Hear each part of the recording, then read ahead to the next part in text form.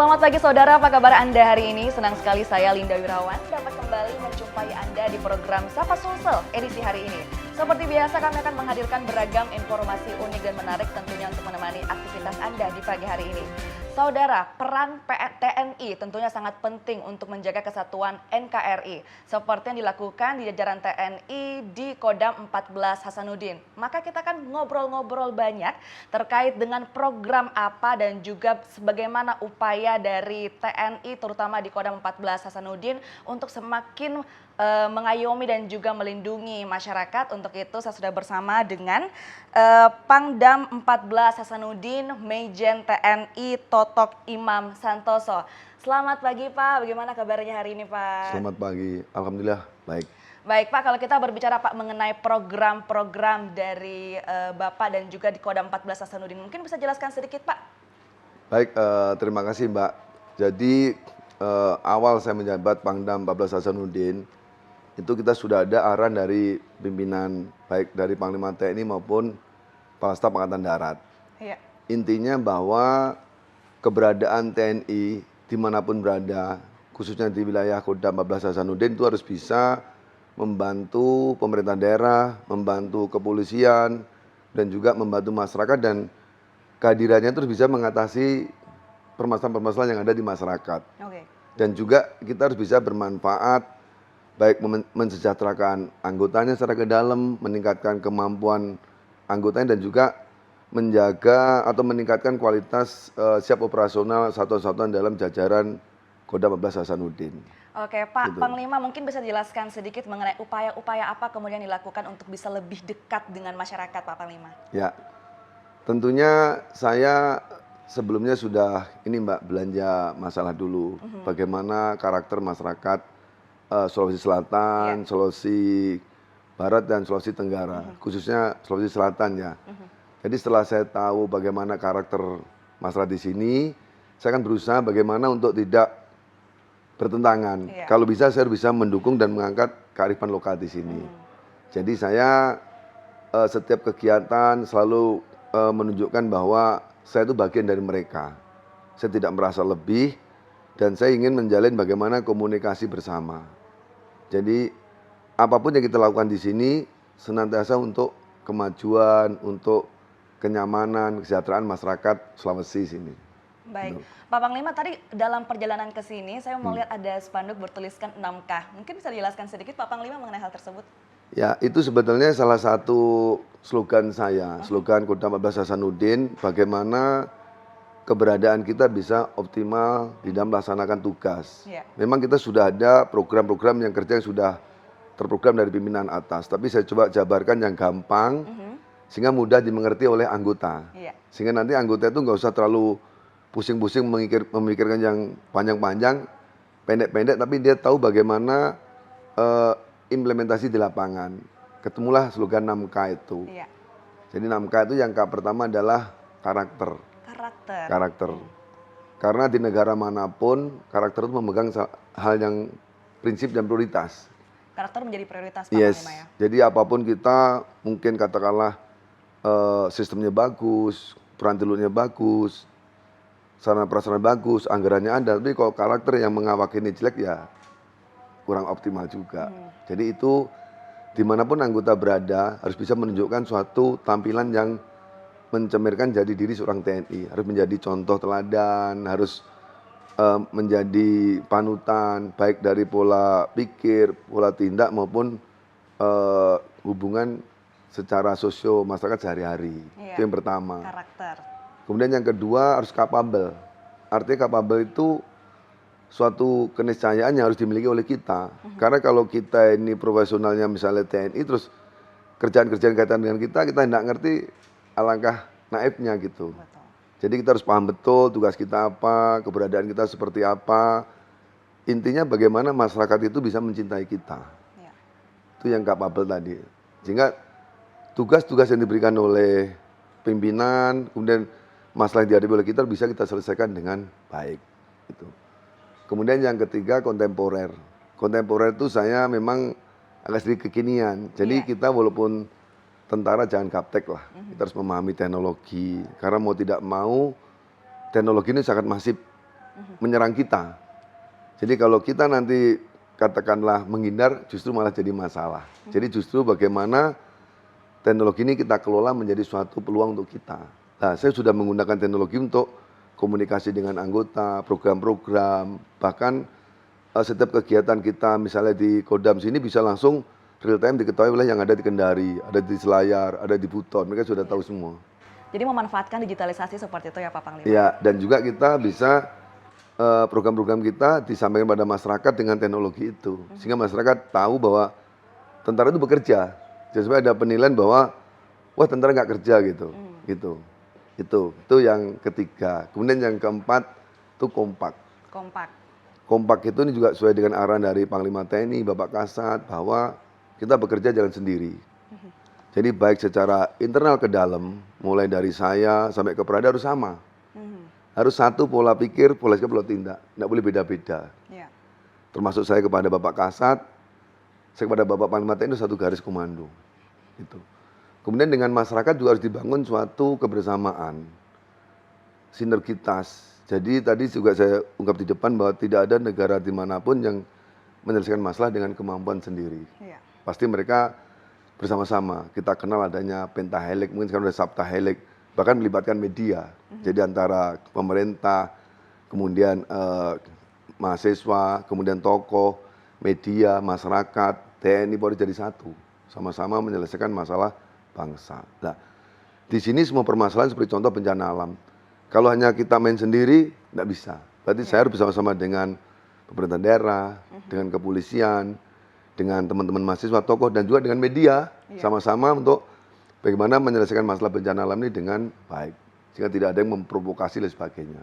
Nah, unik sekali kemudian tadi Pak Panglima mengatakan bahwa berkoordinasi seperti itu ya Pak Panglima. Kalau kita melihat belakangan ini Pak di Kota Makassar, bagaimana kemudian peran dari Kodam itu sendiri Pak dalam menangani bencana Pak? Kalau saya lihat sampai sejauh ini bagus ya. Bagus itu artinya bukan dari saya. Banyak pendapat dari yang masyarakat. Tadi barusan saya ke salah satu tempat di Kota Makassar. Mereka senang. Bahkan mereka bilang baru sekali ini Pak Pangdam seperti ini. Karena harus nyebrang 2 kilo jaraknya 30 menit tadi pakai perahu. Ke suatu lokasi yang terpencil. Di situ ada 326 KK. Dan mereka tidak bisa keluar karena airnya sekitar 1,5 meter, 2 meter. Jadi kita pakai perahu ke sana, kita suplai makanan dan sebagainya. Dan dulu yang pertama juga kita sudah datang. Jadi mereka melihatnya keberadaan kita itu memang ya, menurut mereka ya, bukan dari saya. Menurut mereka itu sangat berharga. Apalagi kehadiran saya tadi, saya tidak sendiri. Saya ngajak dari pemerintah daerah, BPPD, dari kepolisian, kemudian dari media, sama-sama kita tunjukkan.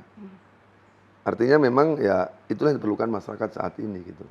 Itu yang diperlukan oleh masyarakat seperti itu ya Pak Panglima. Baik, kalau kita Pak berbicara lagi mengenai salah satu program andalan dari TNI yaitu TNI Manunggal Membangun Desa. Ini mungkin bisa jelaskan sedikit Pak Panglima. Jadi kita sudah ada instruksi dari pimpinan, baik dari Panglima TNI dan dari Bapak Kasat bahwa saat ini yang menonjol kita harus mendukung program pemerintah. Yang kita lihat kan saat ini masalah ketahanan pangan menjadi prioritas, masalah stunting dan masalah inflasi. Lah, sekarang kita genjot itu semua. Jadi manunggal desa itu bukan berarti hanya seperti dulu hanya karya bakti, tidak. Di balik itu kita juga ikut bagaimana kita bisa memanfaatkan lahan-lahan tidur, kita kelola, kita jadikan menjadi suatu tanaman yang bisa dimanfaatkan. Mungkin ada ubi, mungkin ada sayur-sayuran, ada padi dan sebagainya seperti itu. Nah itu nanti hasilnya kita berikan pada mereka. Dan kebetulan kita di TNI juga punya lahan-lahan yang kosong yang kita bisa kelola, nanti kita berikan pada mereka. Kemudian juga kita membantu pemerintah daerah. Misalnya tadi di sini ada daerah kemarin yang antara daerah desa yang satu dan desa yang kedua itu belum tersambung. Nah kalau mereka menggunakan program pemerintah mungkin agak lama dan sulit. Nah akhirnya dengan menggunakan kita. Kemudian kita juga punya alat-alat untuk membuat jalan dari Batalion Seni Tempur kita sehingga itu membantu. Nah di situ bisa kita memudahkan transportasi tadi sehingga jalur ekonomi juga lancar dan masyarakat harga-harga tidak naik. Kemudian yang masalah untuk stunting tadi kaitan dengan TNI desa tadi kita juga ikut membantu mengedukasi, kemudian memberikan menjadi bapak asuh dan bunda asuh untuk mensantuni mereka. Kemudian setiap saya turun ke kodim-kodim, ke daerah, pasti saya memberikan bantuan berupa makanan dan vitamin. Sehingga harapannya itu bisa membantu mereka untuk nantinya ke depan anak-anak yang sudah stunting terobati, yang belum stunting, maksudnya dalam proses pernikahan kita edukasi sehingga nanti dia akan paham bagaimana proses pernikahan dan bagaimana proses untuk mencari keturunan yang baik. Baik. Gitu. Jadi edukasi kepada masyarakat juga itu penting Pak Panglima ya seperti itu. Baik, kita masih akan ngobrol banyak Pak Panglima terkait dengan peran dari Kodam 14 Hasanuddin itu sendiri. Namun saudara jangan kemana-mana, tetap bersama kami di Sapa Sulsel.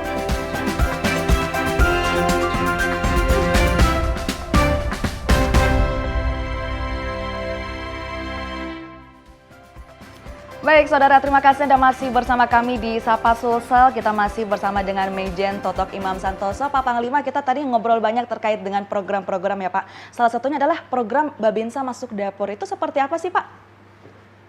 Ini begini, memang ini ada arahan dari Bapak Kasat. Jadi TNI itu instrumen organisasi sampai ke desa. Iya. Jadi mulai dari tingkat pusat, tingkat provinsi, kabupaten, kecamatan, bahkan tingkat desa. Dan kita sangat settle banget. Dan keberadaan Babinsa itu saat ini, itu ya, ini bukan dari saya, dari hasil survei mereka masih mencintai Babinsa. Nah, dan Bapak Kasat menyampaikan, coba kita buat program Babinsa Masuk Dapur. Artinya, Babinsa itu meyakinkan jangan sampai ada masyarakat yang kelaparan.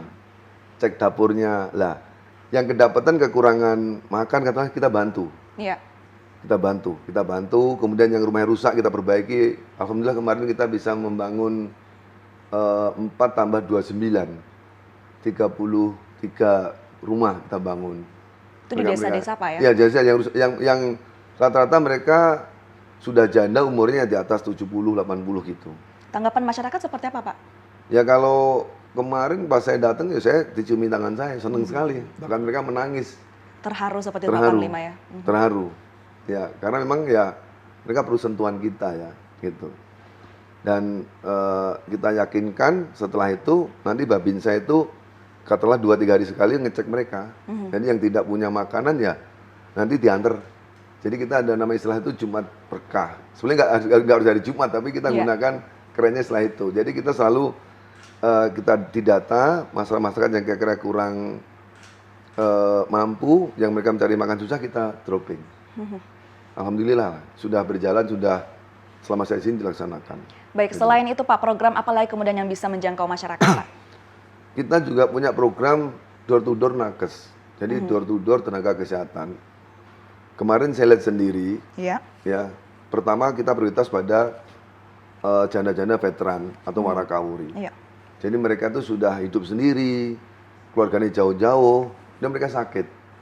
Dan mereka akan berobat itu menuju ke puskesmas itu perlu dana, nggak ada yang nganter. Dari situlah saya tergerak hati saya untuk bagaimana bisa membantu mereka dan kita mendatangi. Akhirnya kita punya program tenaga kesehatan door to door ke mereka. Ya nanti kita kerjasama dengan Kodim Koramil setempat, mereka mendatangi kita ke sana. Jadi seminggu 2 kali giliran. Jadi kegiatannya itu mereka mengecek kondisi tubuhnya, kemudian memberikan vitamin dan memberikan bahkan ada suntik juga kemarin. Ya apa kata dokter lah. Ya, jadi peduli dengan ekonomi dan juga terkait dengan kesehatan masyarakat begitu ya Pak Panglima ya. Jadi mereka nggak perlu lagi datang ke puskesmas, ke rumah sakit kan perlu biaya, perlu angkutan, perlu yang nganter, itu gratis semua. Perlu transportasi juga. Ya, ini gratis semua. Baik Pak Panglima, kalau kita berbicara Pak mengenai ancaman ke depannya di tahun 2024, misalnya ada pemilu nantinya di tahun 2024, bagaimana kemudian persiapan dari Kodam 14 Hasanuddin untuk mengawal itu semua Pak? Ya, sebetulnya 2024 itu bukan ancaman pemilu, bukan hanya pemilu saja, banyak juga yang lain. Kalau kita cermati sekarang ini kan dampak perkembangan global ini kan semua masuk. Ideologi, di sini juga ada beberapa tempat yang ada ya aliran-aliran yang sedikit berbeda lah ya. Kita sudah deteksi. Kemudian juga ada kelompok-kelompok yang kemarin narapidana teritorial sudah dipulangkan, tapi masih belum sepenuhnya katakanlah kita yakin lah, sehingga itu juga perlu kita pantau. Jadi masih ada sedikit hal seperti itu. Kemudian juga masalah pengaruh-pengaruh media sosial yang cukup kuat, yang kita sadar atau tidak sadar, kita tiap hari mungkin lebih banyak melihat HP, melihat medsos daripada mendengarkan arahan-arahan yang baik seperti itu ya kira-kira. Bahkan mungkin ilmu di sekolah pun hanya waktu terbatas, mungkin hanya 6 jam, 5 jam, 7 jam bahkan. Tapi kalau HP itu 24 jam. Iya. Tidur baru kita nggak baca. Bangun tidur kesempatan pertama pasti lihat HP semua. Nah, itu saya punya upaya-upaya bagaimana untuk membentengi, paling tidak itu memberikan suatu border gitu biar mereka tidak kebablasan. Ada penyaring lah, ada filter. Nah, saya punya program yang selama ini sudah jalan, ada namanya Safari Jumat. Iya. Jadi saya setiap Jumat itu keliling dengan membawa seluruh personel kita, ada 200-300, mengajak pemerintah daerah, kepolisian, itu ganti-ganti ke masing-masing masjid-masjid yang pertama kita lihat masjidnya itu yang besar dan punya pengaruh. Nah, di situ saya menyampaikan beberapa ajakan-ajakan kepada mereka bahwa kita itu hidup yang di dalam negara yang cukup dinamis, kemudian dampak global yang sangat masif, sehingga kita tidak akan bisa mencegah itu, tapi yang bisa kita benteng adalah diri kita. Kita harus kuat agamanya, kuat keyakinan kita, dan kita kokohkan persatuan dan kesatuan bangsa. Karena kalau nggak seperti itu, kita akan hancur seperti negara-negara Rusia, juga sebagainya. Baik. Kemudian juga ada lagi, untuk generasi muda, saya ngadakan lomba pidato kebangsaan. Pidato kebangsaan. Yang diikuti oleh seluruh siswa SMU, mulai dari Provinsi Sulsel, Sulbar, dan Sultra, dari kelompok SMU sederajat. Situ temanya bagaimana peran siswa atau peran siswa tersebut dalam kehidupan berbangsa bernegara. Dia dilandasi dengan platform agama untuk mencegah dampak dari perkembangan global tadi. Dan itu juga memberikan manfaat terutama bagi siswa-siswa tersebut Ya, ya Pak nanti Panglima. ada konsepnya yang dia berikan, yang terbaik akan kita masukkan media dan kita sampaikan ke sekolah-sekolah. Kira-kira seperti itulah harus dilakukan. Baik Pak Panglima, banyak sekali tadi program-program yang tentunya bermanfaat untuk masyarakat. Pak Panglima, kita masih akan ngobrol banyak, namun saudara jangan kemana-mana, tetap bersama kami di Sapa Sulsel.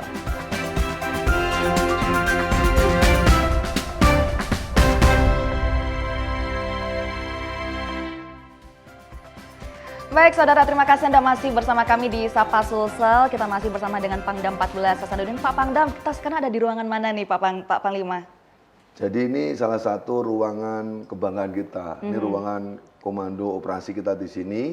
Jadi saya berada di sini bisa mengendalikan seluruh satuan-satuan kita sampai dengan di Sultra. Iya. Dan juga kalau Bapak Panglima TNI, Bapak Kasat bicara dengan kita ada di sini. Jadi kita dengan duduk di sini sudah bisa memantau semuanya. Baik, kita mungkin bisa keliling-keliling ya Pak Panglima ya, kita sambil melihat. Nah Pak, sambil kita melihat ruangan Bapak, kita juga bisa melihat bagaimana kemudian Pak Panglima sebagai Pangdam ini membangun kepercayaan publik terkait dengan integritas Kodam Pak. Jadi gini Mbak, kalau saya awali dulu dengan diri kita. Iya. Jadi kalau kita itu nanti sudah benar, sudah bagus, baru kita bicara keluar. Nah saya saat ini pertama, saya benahi dulu Kodam sendiri. Ini sudah kita benahi, ruangannya kita perbaiki, kemudian kualitas kita kerja juga kita pelan-pelan kita benahi. Kemudian saya sendiri bisa memberikan contoh sosok pemimpin yang bisa dicontoh oleh mereka. Nah, setelah itu baru anggota-anggota saya kita samakan. Jadi setiap saya kunjungan saya sampaikan pada mereka bahwa keberadaan kita itu jangan sampai dilihat dengan mata sebelah oleh masyarakat. Sehingga apapun tugasmu yang diberikan oleh satuan, oleh atasan, laksanakan dengan baik. Dan jangan sekali kita lambat dalam menangani permasalahan di lapangan. Jadi contoh misalnya ada bencana alam, ada permasalahan, kita harus datang duluan. Harus cepat dan sigap ya? Cepat. Dan nanti gampang lah, setelah itu baru laporan. Jangan nunggu perintah dulu. Karena dengan seperti itu, masyarakat akan yakin bahwa kita itu yang utama yang datang ke situ gitu. Jangan nunggu-nunggu nanti kesannya lambat sebagainya, sehingga kepercayaan dari mereka hilang. Dan yang kedua, usahakan bahwa setiap kita tampil di badan masyarakat itu punya nilai, punya value, dan bermanfaat buat mereka. Contoh misalnya saya datang, apa yang saya berikan, bukan hanya saya ngomong, tapi saya juga ada bentuk sesuatu yang bisa untuk membuat mereka itu ketawa, gitu. Dan saya memberikan suatu solusi, gitu. Misalnya ada kejadian, misalnya kemarin longsor ya, berapa kali itu sampai macet sampai 4 kilo, sudah 2 jam nggak jalan-jalan lah. Kebetulan saya punya alat. Saya kerahkan di sana dengan alat itu catnya hijau, bantu benahi jalan longsor, akhirnya mereka lancar semua, senang mereka dengan kita. Dan kita jangan sekali minta imbalan apapun pada masyarakat. Mungkin ada fee ini nggak usah. Justru Iya. kita banyak mengedukasi mereka. Gitu. Dan ya, Yang kedua, saya membuka diri sarana-sarana kalau masyarakat mau ke sini apa silahkan. Jadi saya tidak tertutup, bahkan saya sering adakan acara ngopi bareng, Palu Bahasa Morning dengan sebagian Palu masyarakat. Bahasa Morning, Pak, ya. Anda tajak masing-masing dari teman-teman mahasiswa, dari tokoh-tokoh masyarakat tajak sambil apa guyon-guyon lah.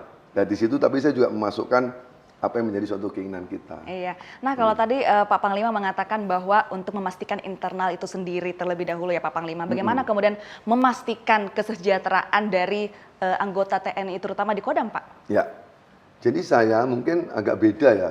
Ya. Seluruh anggaran program kita Kodam ini semua dipasang Dipasang, Pak. dipasang di luar, nanti bisa lihat. Jadi semua anggota bisa melihat. Jadi tidak ada yang dirahasiakan. Tidak ada sama sekali yang Tidak ditutup-tutupi, ada. Pak ya? Sehingga saya akan terbuka full dengan mereka. Yang kedua, tidak ada potong-potongan. Jadi semuanya digunakan untuk kegiatan. Dan yang ketiga, saya tunjukkan pada mereka bahwa saya adalah mereka. Saya tidak pernah, saya ini aku, tidak pernah. Artinya kalau saya makan dengan mereka, saya sama. Saya tidak mau makan sendiri, enggak. Saya mengunjungi ke pendidikan, makan juga sama mereka di barak. Mengunjungi ke batelon, makan juga di barak sama. Dan saya bahkan setiap kunjungan-kunjungan itu pasti lari. Jadi naik kendaraan kurang 5 kilo saya lari. Dan mereka Iya. itu dari tingkat ini. Yang kedua, saya setiap kunjungan ke satuan-satuan, ke anggota, saya selalu apa yang menjadi masalah dia. Dan saya berikan bantuan. Saya suka memberikan ke prajurit, ke istrinya, anak-anak. Bahkan suatu saat pernah saya ngecek babinsa kita, saya cek dompetnya itu isinya kosong. Isinya kosong. Kosong, nggak ada isinya uang, berarti saya isi. Berkali-kali, bukan sekali, berkali-kali. Iya. Itulah saya ingin bagaimana mereka juga melihat kita itu bahwa kita tuh nggak seolah sebagai atasan. Jadi saya sebagai bapak, sebagai teman, dan juga sebagai kakak lah. Dan saya punya moto di sini, happy together. Happy Jadi, together. bahagia bersama. Gitu. Baik Pak Panglima, tadi kita sudah keliling di ruangan ini. Nanti saya diajak kemana lagi nih Pak Panglima? Kita lihat ke depan dulu. Oke, kita lihat ke depan, Ya, saudara. di pintu masuk kita. Nah, saudara, sekarang saya bersama dengan Pak Panglima bakal turun menuju ke lobi utama dari Kodam 14 Hasanuddin. Pak Panglima, sambil kita menuju ke bawah, Pak Panglima, kalau kita berbicara mengenai koordinasi antara Kodam 14 Hasanuddin bersama dengan pemerintah setempat, itu seperti apa jalur koordinasinya Pak Panglima? Jadi kita sudah punya namanya mekanisme hubungan kerja Iya. antara Kodam dengan Pemprov, kemudian dengan Polda, Iya. dengan institusi lain ada. Dan kita juga ada pertemuan rutin. Pertemuan rutin? Ya, secara rutin 1 bulan sekali sidentil kalau ada masalah. Iya. Itu baik dari level staf maupun level pimpinan. Disitulah kita nanti akan membahas bagaimana permasalahan-permasalahan yang harus dilaksanakan, hal apa yang menjadi prioritas, Iya. sehingga masalah-masalah yang akan terjadi kalau bisa tidak terjadi. Karena sudah kita antisipasi dari awal. Gitu. Sudah diantisipasi, sudah dikoordinasikan sebelumnya begitu ya Pak Dan kita Panglima? juga sudah punya SOP. Oke. Ya, standar operation procedure sudah ada. Gitu. Sudah siap lah. Misalnya contoh bencana alam ini kita sudah punya SOP-nya, bagaimana koordinasinya, bagaimana pengerahan kita sudah ada semua. Gitu. Ya, baik. Sudah ada. Pak Panglima, kalau kita berbicara mengenai saat ini ada wacana pembangunan Kodam di setiap provinsi. Bagaimana kemudian tanggapan dari Pak Panglima? Memang kemarin dalam rapat pimpinan TNI AD, Iya. Bapak Kasat menyampaikan itu. Iya. Jadi ada rencana bahwa nanti tiap provinsi akan dihidupkan Kodam, didirikan Kodam. Iya. Memang kalau kita melihat ancaman saat ini dan memudahkan rantai komando, kemudian juga mempercepat dan masalah ya itu bagus. Iya.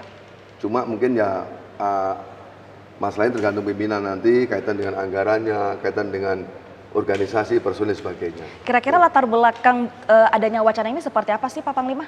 Ini dari Bapak Kasat. Kalau saya sedikit mencermati, mungkin beliau melihat bahwa ancaman saat ini cukup masif, perkembangan global, dan mungkin perlu kecepatan dalam penanganan dari kita.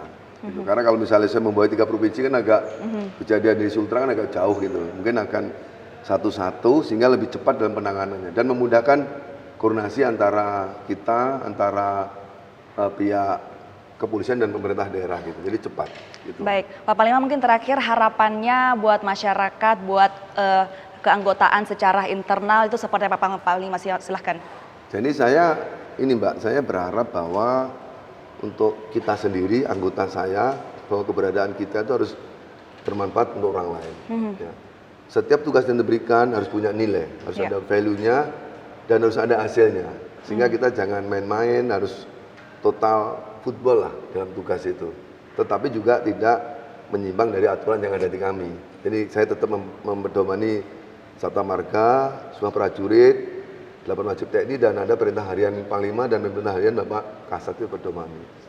Kemudian pada masyarakat harapan saya bahwa membangun suatu wilayah itu jangan merasa bahwa itu bukan tugas kita. Kita harus merasa bagian dari yang lain, bersama-sama kita kelola, kita berdayakan, sehingga kalau Sulawesi Selatan dan Sulawesi ini maju, masyarakat sejahtera yang menikmati juga kita sendiri gitu.